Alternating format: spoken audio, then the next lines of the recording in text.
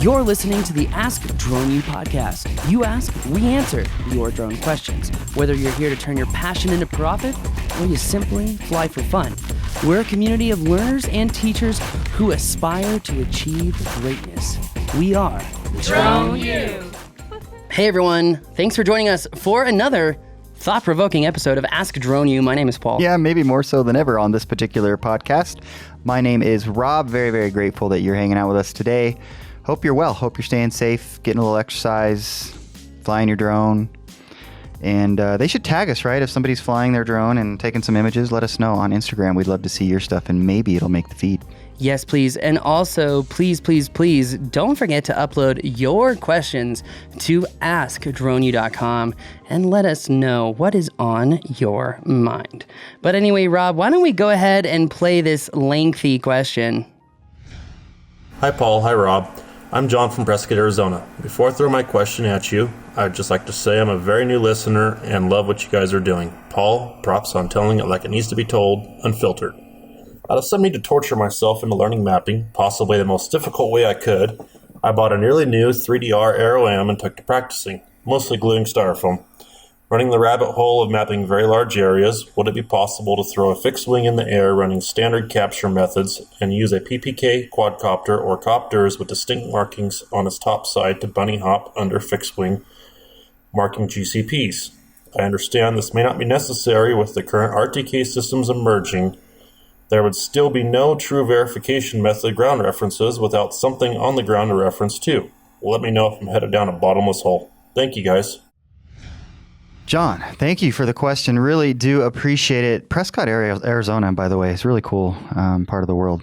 If you've never been there, it's pretty neat. Anyways, I have no idea what the heck he's talking about. And so there's probably a good subsection of our listeners that aren't really tracking either, even though I'm not sure I'm tracking. Well, okay. So I thought it would be very, very helpful for you to kind of at least start this answer by saying, this is what I'm hearing. Let's just, maybe, I know you play this question like 5 times, but every time you play it, I feel like I hear something new. And so let me just make sure I have this right, because it sounds like the question is ground truthing, and don't I need it to do an ultimate, accuracy check? So, which the answer is yes, but then I hear him saying, well, what if I fly one drone over another and then mark the drone?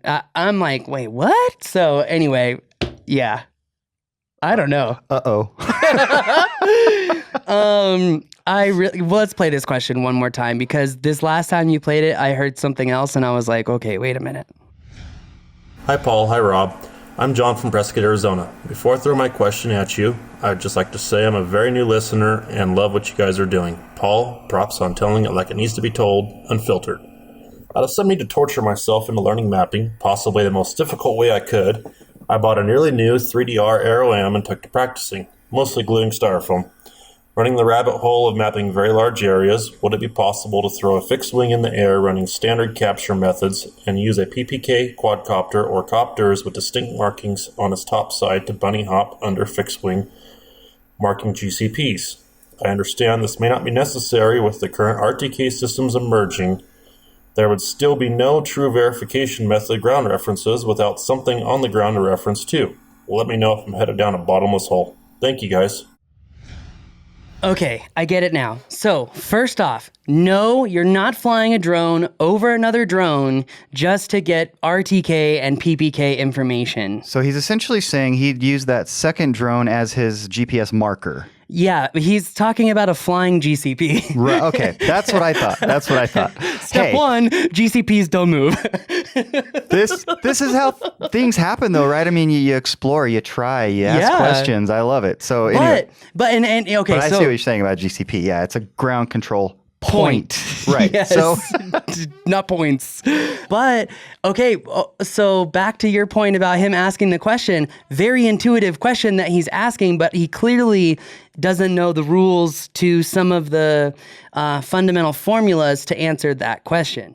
But you could have the drone underneath be stationary, right? It doesn't have to be moving. So you could create a point in the air theoretically? Not really, no. Okay, no. Stupid. Okay. So his really good point, though, and this is really, really important because he is asking a question that everyone who is buying a Phantom 4 RTK should be asking, right? And a surveyor, a smart one, is going to ask this question. He's not just going to willy-nilly use drones. He's going to say, how do you ground truth it, right? Which is the ultimate accuracy verification.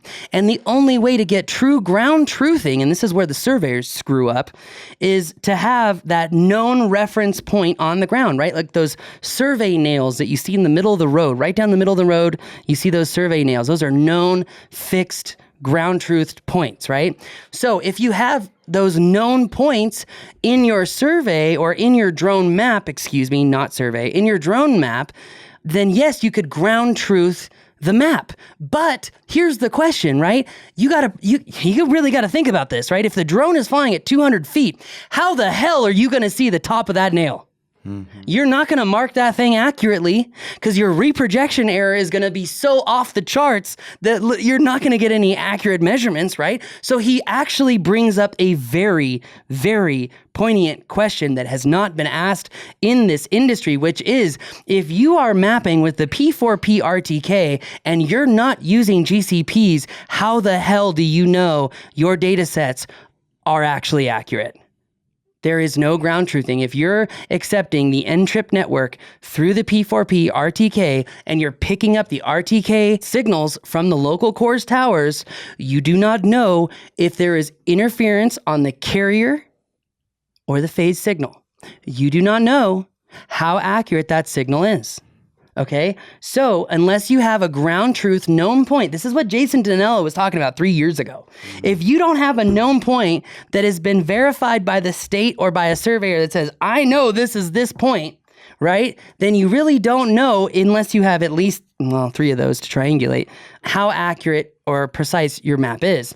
But the second part is you have to be able to see that known point in space, right? So it doesn't matter if you have a known point in your maps because it does no good unless you can accurately mark those points in a circular fashion to reduce ellipsoid error to ground truth your map. So actually, this is such a good question because even if you're using a P4P RTK, you still have to have a ground control point. You still have to follow the rules of marking that ground control point. You still have to have some ultimate verification. This is why you should come to a Drone U mapping class. We are not going to feed you some line of horse crap that says, your map is really accurate. Just check the quality report. No, because all you're doing, even if you have ground control points and checkpoints, is all you're doing is measuring the accuracy of the unit itself, not the actual accuracy of the map. You come to a Drone U class and we say, no. The only way to truly verify accuracy is in a third-party app, ground truth. That's how. We don't feed you the line that all these other mapping companies feed you, okay? Because we have talked to surveyors. We have said, what are you nervous about? What are you questioning? Why is this a problem? And thanks to people like Jason and Gary and other people, we have a really good idea of what that looks like. And honestly, like as I first heard this question, the first 7 times, I was like, what is he asking? And then it hit me. Don't we have to ground truth these maps? You know, with these new systems, these RTK systems, yeah, real-time kinematic, but how do you make sure it's right? Yeah, very interesting. So the answer to the question is yes, you are going down a rabbit hole, right? Yes. That you don't want to go down.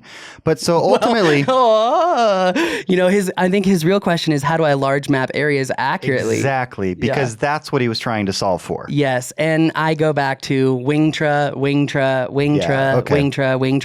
and Wingtra. You can thank your boy Jack because he's a really smart proponent for this system. I finally understood the question that was being asked by our good friend, is it Richard? Richard? He's the Arkansas rice paddy farmer, Drone, you remember? He's like one of my favorite students of all time, by the way. Yeah. He's such a shit talker. I love it. I love it. I love it. So anyway, you can tell he's a Marine. But anyway, the point is he's got to map really large areas. And he was asking some very poignant questions about the PPK system from Wingtra. And I think I finally understand some of the questions that he was asking as far as getting corrections distances from the drone itself, from the base station.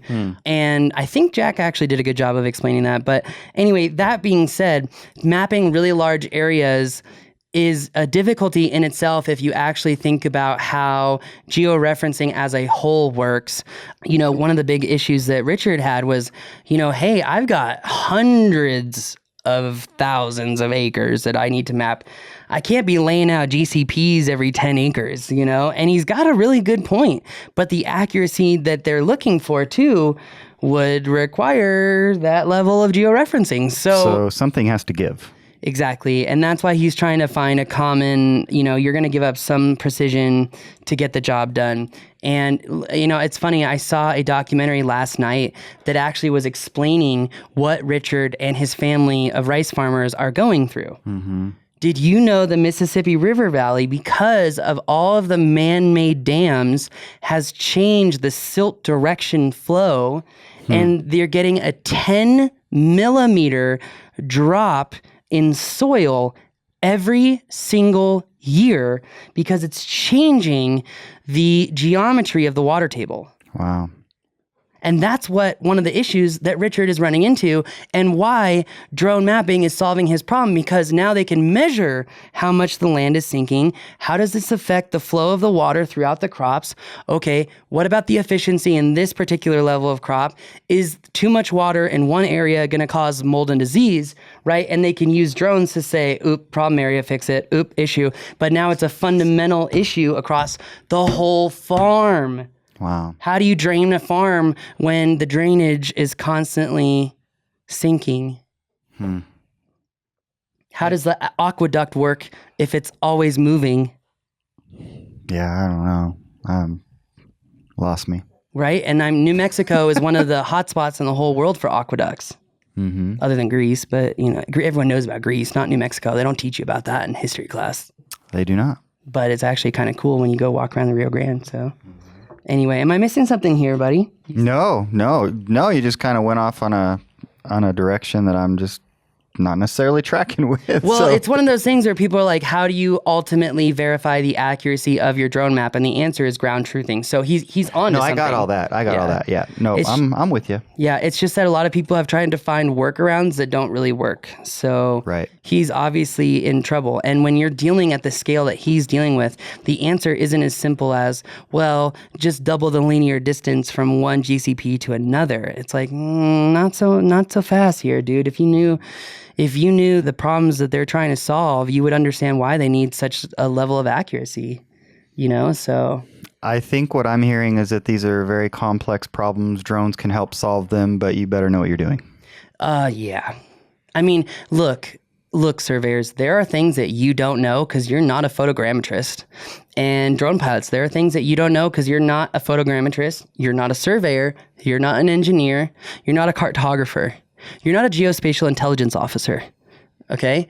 There are so many subjects that you have to learn, and you're really just poking what's the right saying here? You're really just getting your toes wet, okay, in these subjects, but you have to have some sort of fundamental understanding of the foundations of these subjects to be good at drone mapping. Right? There are things that surveyors have to learn to be good at drone mapping. There are things that drone pilots have to learn to be good at drone mapping. Mm-hmm. There are things that processors, analysts, GPS experts have to learn. We all have these verticals of expertise. But when we start mixing so many expertises together, as we have mixed sensors and components in aircraft in ways that we have never done before, we're fundamentally able to solve problems that we were never able to solve before. But in order to solve those problems, we must be willing to learn what we don't know that we don't know. Yeah, and you don't want to be in a position where you're getting information that you think is telling you one thing, but it's only because you don't understand that it's telling you something else. Right? Yeah, and I'm no geospatial specialist, that's for damn sure. Yeah, oh gosh, yeah, no. So, this is about my geospatial specialization. right here. All right. On that note, that's going to do it for us today. Thanks for joining us. Leave us a question. Would you go to askdroneyou.com? You're struggling with something during the virus. Is there something, a problem you're having? It's just not working for you and you need something solved. Whatever it is, askdroneyou.com. Indeed. All right. That's going to do it for us today. See you later.